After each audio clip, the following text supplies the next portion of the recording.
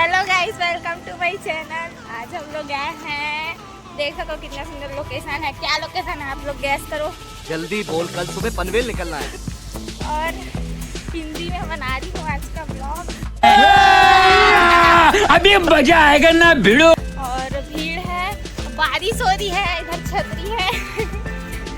तो ठीक है, बने रहो। चलो बैक से दिखाती हूँ कहाँ हैं हम लोग। यहाँ है, देख सकते हो बारिश हो रही है ना। इधर से पानी है, जैसे मम्मी लोग आ रहे हैं। यहाँ देखो भीड़ है ना उधर आगे। और ये रहा डैम, कि पानी कैसे फुहारा देख सकते हो। यहाँ भाई है वीडियो बना। और देख सकते हो डैम को, देख सकते हो मस्त, क्या मस्त लहर है। ये है अपना भैंसा झाड़ का डैम।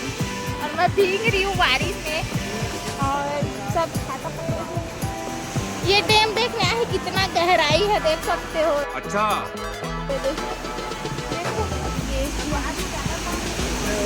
इधर मस्त गार्डन वगैरह बनाया हुआ है।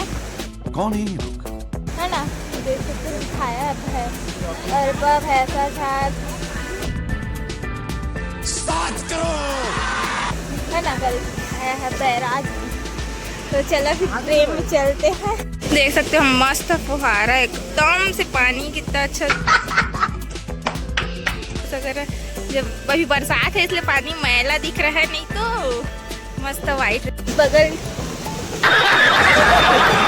इसका बगल तो ये साइड का है, देख ये मस्त नजारा है।